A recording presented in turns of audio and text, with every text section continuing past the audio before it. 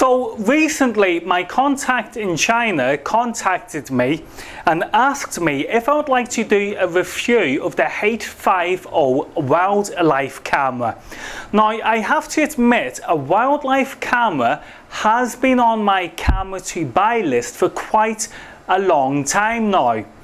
Let me explain this. I like to do a lot of camping, and when I'm in my tent I often ask myself, am I getting visitors throughout the night?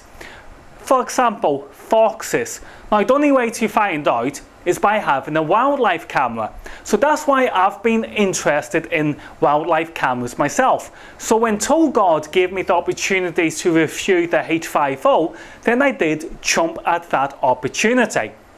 Now I've spent time with the H50 and I know what I like about it, and I now know what I don't like about it. So hopefully this video is going to help better educate you with regards to the H50. Now if we have a look at the main face of the H50 itself, then we can see here that we have this cover. Now this is an LCD cover. When we lift it up, we expose a 2-inch size LCD screen, and beneath that we have a wide angle lens. To the right of the lens we have a microphone. Now I do have to say this, the quality of this microphone is really superb. I did not expect the audio quality to be as good as what it really is. The audio gain control is absolutely splendid. I've got no faults with regards to the audio side of things with regards to the H50 camera. Of course you can switch the audio off if you want, but I'll be leaving mine switched on. Now moving on, beneath the wide lens and the microphone we will find the non-glow LED lights. Yes, you heard that correctly. The H50 really does have non-glow LED lights. So that means you can put your wildlife camera on a tree and nobody will see any glow whatsoever from your LED lights. Now I think that's a very big plus, taking into account the cost of this camera. Now beneath the non-glow LED lights we find the PIR. This is the passive infrared reader. It's the passive infrared reader's job to detect movement. Once it detects movement, then it will trigger the camera to either take a photograph or to start a video recording. Now let me just tell you this quickly. The video recording can last from 10 seconds up to 90 seconds. This is one of the features what I did not particularly like with regards to the H50. You got to remember guys, I'm a filmmaker, I'm a movie maker, so every time I get a camera I always think about making movies with them. Now 90 seconds, it's good if you're a hunter, it's good if you're somebody who wants to find out what's eating your cat's food, but 90 seconds is just not long enough for a movie maker, you know, with regards to your wildlife camera. So being restricted to 90 seconds, you know, again, it's good for the hunter, it's good for the person who wants to find out what animals nicking the cat's food, but for the filmmaker 90 seconds is just, you know, not long enough. Yes, we understand that increasing the time to like 5 minutes or 10 minutes is going to have added battery consumption. We understand that. But again, I just wanted to highlight to you that the recording mode only records for 90 seconds. So right guys, moving on from that, let's have a look at the bottom of the unit itself. Now if we have a look at the bottom, we can see that we can actually mount the H50 camera onto a tripod if we would like to do so. Now at the right hand side of it we will find that we have this locking mechanism.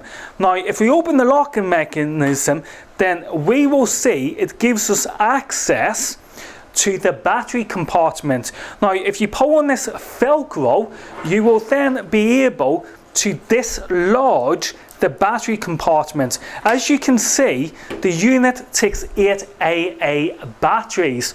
Now, that is all well and good, but if we have a look at the top of the unit, then we can see we can also add an extra 6-volt power supply.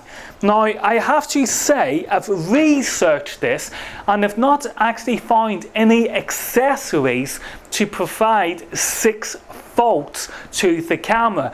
Now, 6 volts is kind of surprising because I would have expected it to be something like 12 volts. But instead it's 6 volts, which means it's just now a little bit more trickier trying to find that power supply of 6 volts in order to power the H50 camera. Anyway, again, let's go back to the bottom of the unit itself. So now we're at the bottom of the unit, we can see in here that we have this power switch. Now, the power switch serves 3 purposes. Of course, it is to supply power to the camera, but it's also to put the camera into test mode in addition to operational mode. So let me explain this, what I mean. So if I just lift up the cover here, now if I switch this power switch, bear with me guys, if I switch this power switch to test mode, you will see that the LCD screen now switches on. So we're now in test mode, and this is perfect for allowing you to set up your composition onto the camera itself. So it's really useful. It gives you a live preview of what the camera is seeing, which makes it very useful for when it comes to setting up your camera trap. Now, the way you control this H50 camera is then through the remote control. Now, this remote control is very small, as you can see, and the problem I have with remote control is that it's very easy to lose this remote control. So if you lost this remote control, that means you will not be able to change any settings whatsoever on the H50 camera.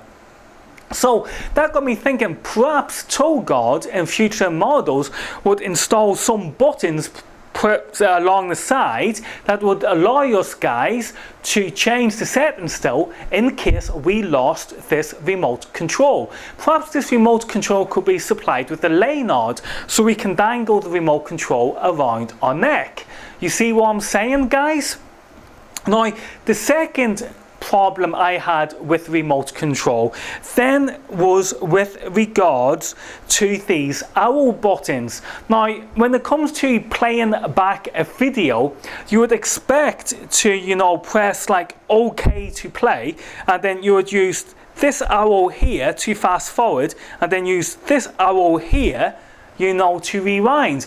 But no, that's not the case. For some unknown reason, Toguard has programmed this particular remote control so the left arrow is play, the up arrow is fast forward, and the down arrow is rewind. And I just don't find that being user friendly, and I've suggested to Toguard that they make the OK button the play button, the right button the fast forward, and the left button the rewind, because that is more user friendly. And I've actually been told by my contact that they are actually going to be looking into this, and in future models they will be changing the remote control to a more user-friendly setup with regards to the playback of the video.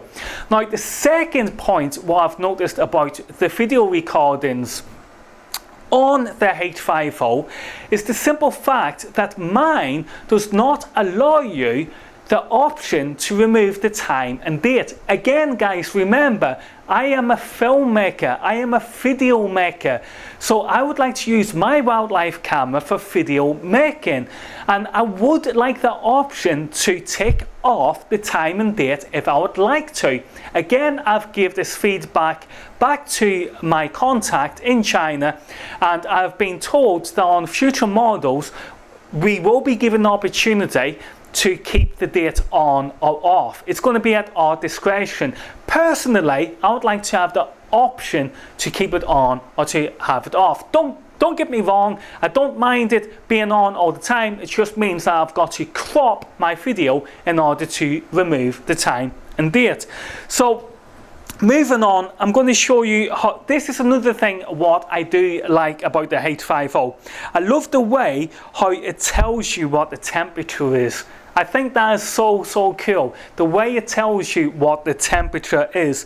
So using this remote control, I'm going to show you some of the built-in software. So if I press the menu button, we will see now that we have got the option to change the resolution, we can change the sequence, and we can change the ISO, and we can change the delay mode.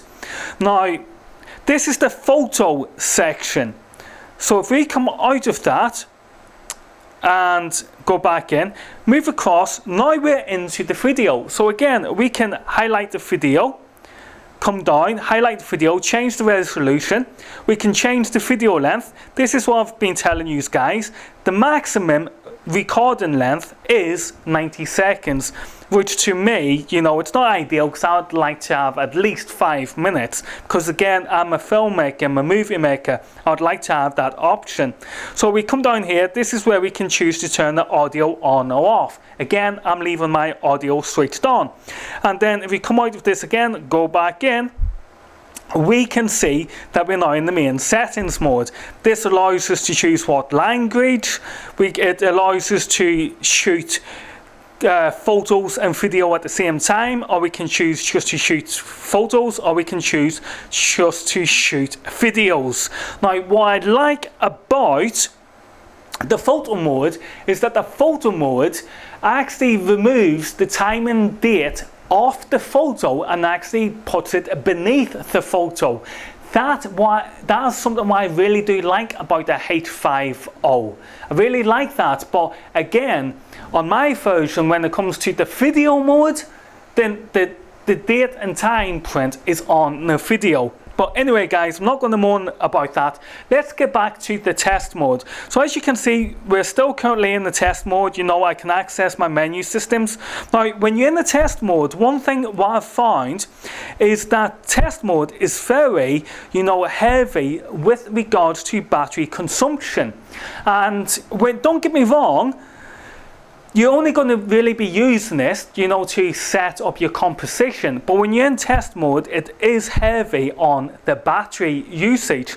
But if we select the power switch again and move into operational mode, you'll see what happens now is the screen goes off. Instead, we get this flashing LED. What that's doing now is the camera is going into its operational mode, and once the LED goes off, anything that moves now in front of the camera, a photograph is going to be taken or a video recording is going to start based on what it is you've programmed the camera to do. Now again, when the camera is in its operational mode like this, then it uses very low power from the batteries. But again, when you're in the test mode, it does use, you know, more than expected battery consumption. But again, I highlight to you, in operational mode, it is then very good. Now guys, I have made some sample videos with regards to the H50. You can check them out on YouTube. Just go onto YouTube and put in H50 wildlife camera video test, and you'll find the video, and you can see the quality that you get from this. Now, my conclusions of the H50 is that it does exactly as It says it does. Again, you got to remember, I'm a movie maker, I'm a filmmaker, so I am always demanding more from my cameras than what most people would. If you're a hunter, this camera is for you. If you're somebody who wants to find out what's nicking your bird seed, or what's nicking your dog food or your cat's food during the night, the wildlife camera is for you. If you're a movie maker or a filmmaker, then there's room with improvement with regards to the H50 camera. All in all, it's a very, very good camera, and I do recommend it to you guys for the price.